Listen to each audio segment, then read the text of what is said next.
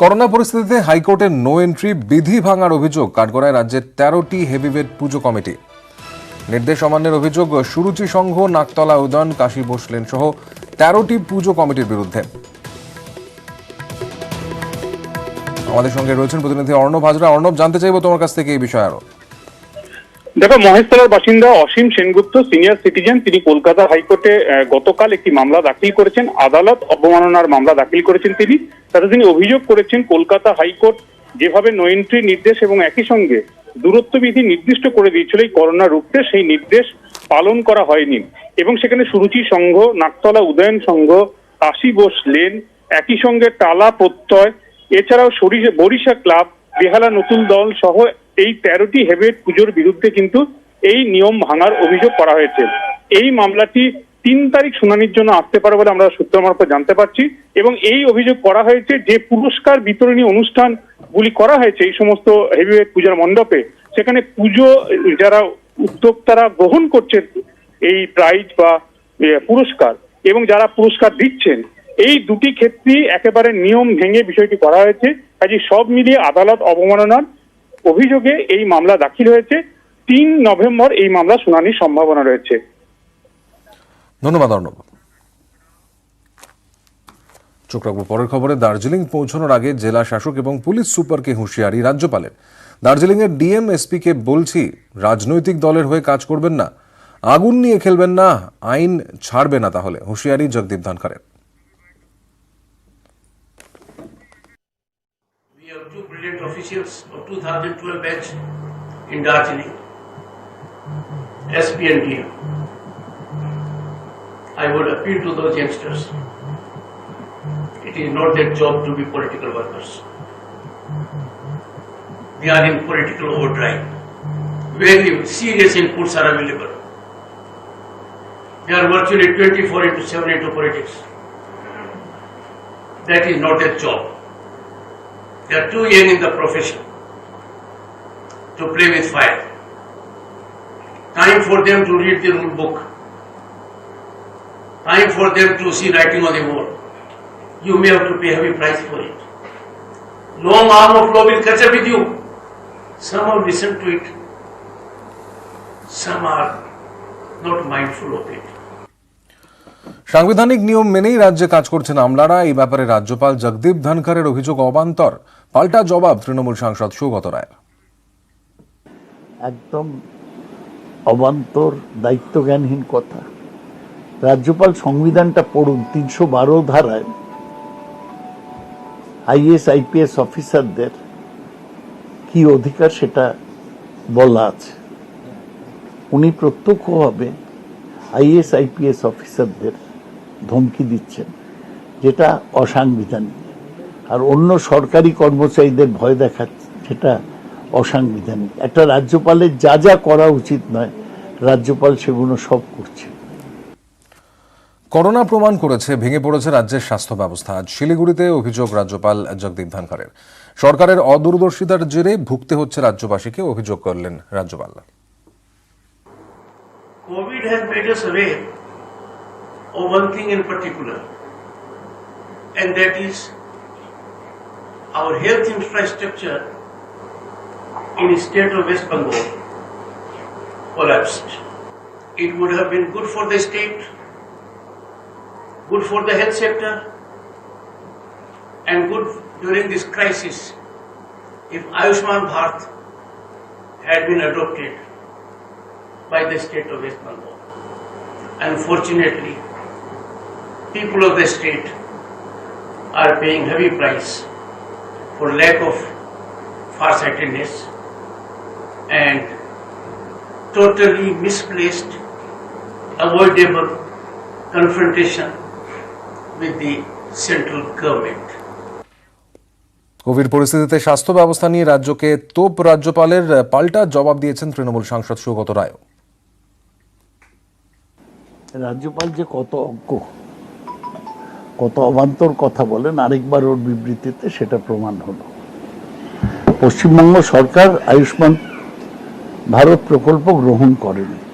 তার কারণ, পশ্চিমবঙ্গ সরকার যে স্বাস্থ্য সাথী চালু করেছেন তাতে আরো বেশি সুযোগ সুবিধা আছে। রাজ্যপাল বারবার বলছেন যে আয়ুষ্মান ভারত না নেবার জন্য রাজ্যের ক্ষতি হয়েছে, এখন বলেছেন কোভিড হয়েছে। তা যেসব রাজ্য আয়ুষ্মান ভারত প্রকল্প গ্রহণ করেছিল তাদের কি কোভিড হয়নি? কেন্দ্রের সমস্ত প্রকল্পের বিরোধিতায় রাজ্য, আর তার জন্য বঞ্চিত হচ্ছে বাংলার কৃষকরা। আজ শিলিগুড়িতে এই অভিযোগও করলেন রাজ্যপাল Jagdeep Dhankhar. Because of this confrontation, our farmers have massively lost. All over the country except the state of West Bengal,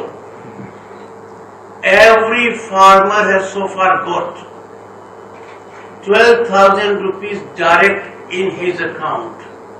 But my brothers and sisters who are farmers in the state of West Bengal, they have not got a single penny. अन्नदाता के पेट पर लात मारना किसी भी हालात में जायज नहीं कहलाया जा सकता। I had taken up this issue several times with the government, with the Honorable Chief Minister. রাজ্য সরকারও কৃষকদের অর্থ সাহায্য করে, সে কথা রাজ্যপাল কেন উল্লেখ করছেন না? পাল্টা প্রশ্ন তৃণমূল সাংসদ সৌগত রায়ের। রাজ্যপাল বারবার ওই প্রধানমন্ত্রী কিষাণ সম্মান নিধির কথা বলছেন, যাতে 6,000 টাকা মাত্র দেওয়া হচ্ছে। রাজ্য সরকারও 5,000 টাকা করে কৃষকদের দিচ্ছে। তা কেন্দ্রীয় সরকার কোন মহান দান কৃষকদের দিচ্ছেন? এগুলো রাজ্যপাল কিছু বোঝেন না, এইসব মন্তব্য তাই করছে। রাজ্যে গণতন্ত্র ভেঙে পড়েছে, আইন শৃঙ্খলার অবনতি হয়েছে। রাজ্যকে নিশানা করে ফের অভিযোগ রাজ্যপাল জগদীপ ধনখড়ের।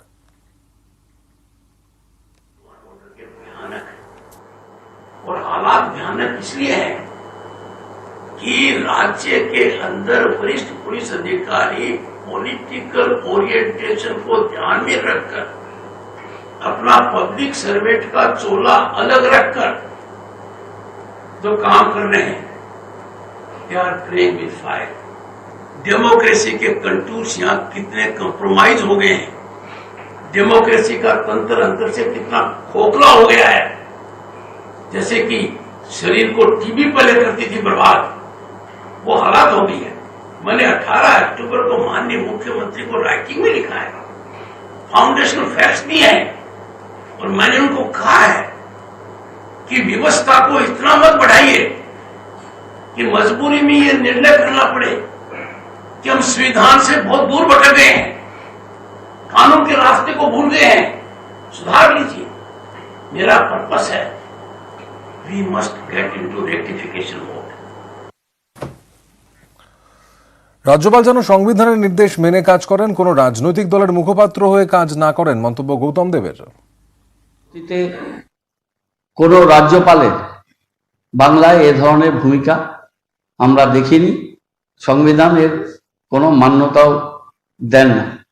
আমরা বিনীতভাবে বলবো যে রাজ্যপালও যেন সংবিধানের নির্দেশ অনুযায়ী কাজ করেন, রাজ্যপালও যেন কোনো রাজনৈতিক দলের মুখপত্রের ভূমিকায় অবতীর্ণ না হন, এবং তিনিও যেন বাংলায় আগুন নিয়ে খেলা না করেন। বিনীতভাবে রাজ্যপালকে এটা আমরা স্মরণ করিয়ে দিতে চাই। বাস্তব পরিস্থিতির কথাই বলেছেন রাজ্যপাল জগদীপ ধনখড়। মন্তব্য দিলীপ ঘোষের। আজকে এই পরিস্থিতিতে এমন জায়গায় পৌঁছে গেছে, এসপি ডিএম আমাদের এমপিদের সঙ্গে দেখা করে না, কোন সরকারি অনুষ্ঠান আমাদের ডাকা হয় না, আমাদের অ্যাভয়েড করেন ওরা। পার্টির লোকেরা গেলে একটা এফআইআর নেয় না ওসিরা, সবাই পলিটিক্যাল ওয়ার্কারের মধ্যে কাজ করছে। এটা আমরা বারবার বলে এসেছি, কোর্টের লিখিত জানিয়েছি। আজ যেটা উনি বলে থাকেন, বাস্তবকে সামনে তুলে ধরেছেন, সেই বাস্তবের সম্মুখীন হওয়ার মতো শক্তি জানাই সরকারের। রাজ্যের আইন শৃঙ্খলা পরিস্থিতি নিয়ে রাজ্যপালের বক্তব্য থাকতেই পারে, কিন্তু তা কখনোই সংবাদ মাধ্যমে বলা উচিত নয় বলে মনে করেন কংগ্রেস সাংসদ প্রদীপ ভট্টাচার্য।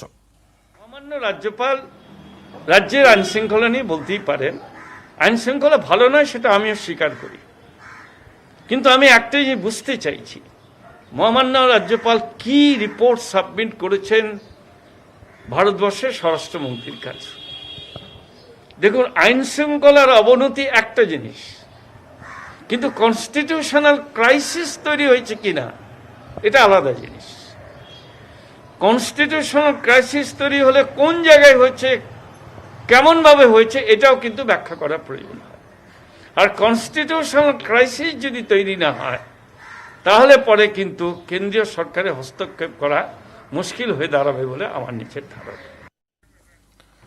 এ বিষয়ে কি বলছেন বাম পরিষদীয় দলনেতা সুজন চক্রবর্তী, শুনবো। যে আইন শৃঙ্খলা তলানিতে নিয়ে কোনো সন্দেহ নেই, একেবারে তলানিতে নিয়ে কোনো সন্দেহ নেই। রাজ্যপালের কাজ, তার কোনো কথা থাকলে সেটা দিল্লিকে জানানো। রাজ্যপালের কাজ কিন্তু সাংবাদিক বৈঠক করে করে ঘুরে বেড়ানো নয়। রাজ্যপালকে আমরা বারবার যে কথাটা বলেছি যে সাংবিধানিক গণ্ডি লক্ষণ রেখা সবাইকে মান্য করা উচিত, রাজ্যপালকেও মান্য করা উচিত। এই রাজ্যপাল তার সাংবিধানিক সীমানার বাইরে কখনো কখনো যাচ্ছেন বলে আমরা সেক্ষেত্রে আপত্তি জানাচ্ছি।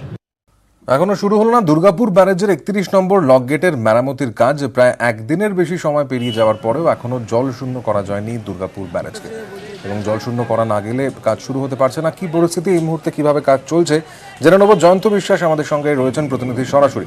জয়ন্ত, জানতে চাইব কোন পর্যায়ে এই মুহূর্তে রয়েছে এই জল শূন্য করার কাজ দুর্গাপুর ব্যারেজকে? দেখো, 1.5 দিন হয়ে গেল এই ব্যারেজের নম্বর গেটের নিচের অংশ ফাটল দেখা দিয়েছে, এবং যখন ফাটল দেখা দিয়েছে তার 3-4 ঘন্টার মধ্যেই সিদ্ধান্ত নেওয়া হয়েছে দুর্গাপুর ব্যারেজকে জল শূন্য করা হবে। এবং তারপরেই মাইথন জলাধার যে ডিভিসিআর কর্তৃপক্ষ আছে তাদেরকে বলা হয় যে জল ছাড়া বন্ধ করতে, সেরকম জল ছাড়া বন্ধ হয়ে যায়। এবং দুর্গাপুর ব্যারেজের 31 নম্বর গেটে যেহেতু ফাটল দেখা দিয়েছিল, সেখান থেকে জল বেরোচ্ছিল, পাশাপাশি আরো 5টি গেট খুলে দেওয়া হয় এবং সেখান থেকে জল বেরোচ্ছিল।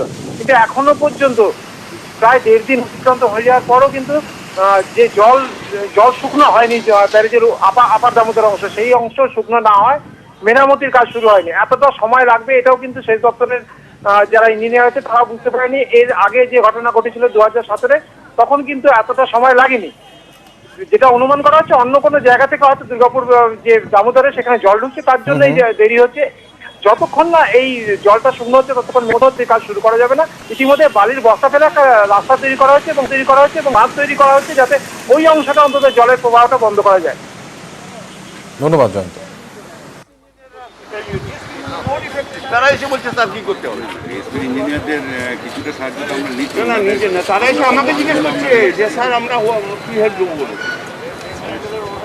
হেডটা আপনি নেবেন না, আমি রিয়াল হেডেক, আপনি মাথা ব্যথা কি করে সারাবেন আপনার ব্যাপার, কিন্তু যারা সাহায্য করতে এসছে তারা বলছে কি করে করবো, আর যার মাথা ব্যথা তার দেখুন আমরা তো রয়েছি।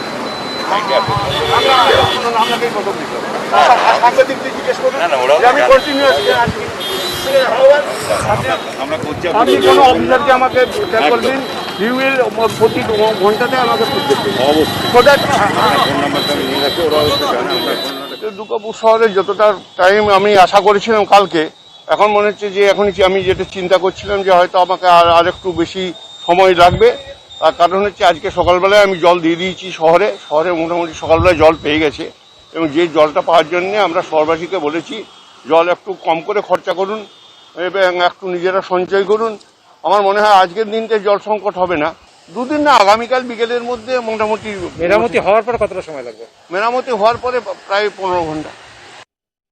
জল এখনো ফ্লো করছে, জলটা কমলে আশা করা যায় আর ঘন্টা 2-3 মধ্যে কমবে।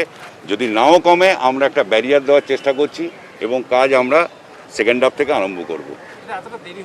দেরি হলো, জলটা বন্ধ হয়নি। জল না বন্ধ হলে আপনি এই জলের মধ্যে তো আমরা ওয়েল্ডিংয়ের কাজ বা অন্যান্য ইলেকট্রিক্যালের কাজ তো আমরা করতে পারছি না। আশা করা যায় কালকে সন্ধ্যাবেলার মধ্যে আমরা ডিবিসিকে বলতে পারবো জল ছেড়ে দিতে। জল নেই ব্যারাজে, দুর্গাপুর জল খাবে কি করে? কলকারখানা, তাপবিদ্যুৎ প্রকল্পে জল সরবরাহ কি করে হবে? প্রশ্ন ঘুরছে শিল্প শহরে।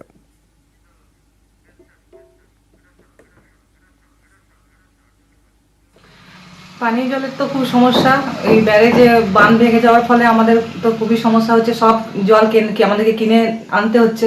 এইভাবে যদি চলতে থাকে খুবই সব মানুষই একটা খারাপ পরিস্থিতির সম্মুখীন হবে। খাবার জল কি কিনতে হচ্ছে? হ্যাঁ, খাবার জলও কিনে আনতে হচ্ছে। বাড়ির জন্য বাড়ির কাজের জন্য যে সমস্ত জলের প্রয়োজন সবকিছুই বাইরে থেকে নিয়ে আসতে হচ্ছে। কলের জল তো পাচ্ছি না।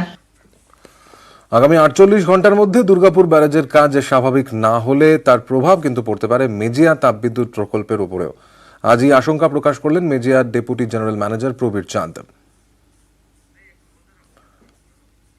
দৈনিক 2340 মেগাওয়াট বিদ্যুৎ উৎপাদন হয় মেজিয়া। ইতিমধ্যে এই তাপবিদ্যুৎ কেন্দ্রে জল সরবরাহ বন্ধ হয়ে গিয়েছে। বিদ্যুৎ কেন্দ্রের নিজস্ব রিজার্ভায়ারে যে জল মজুত রয়েছে তাতে আর আগামী দুদিন উৎপাদন স্বাভাবিক রাখা সম্ভব বলে দাবি কর্তৃপক্ষের। তারপরও জল সরবরাহ স্বাভাবিক না হলে উৎপাদন কমার আশঙ্কা রয়েছে। সেক্ষেত্রে বিদ্যুৎ ঘাটতি হতে পারে ইসিএল, রেল সহ বিভিন্ন জায়গায়।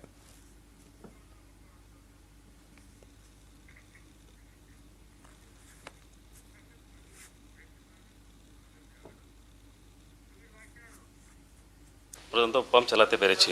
যত পসিবল ছিল, যত ওয়াটার স্টোরেজ করা পসিবল ছিল সেটা আমরা এখানে করে নিয়েছি।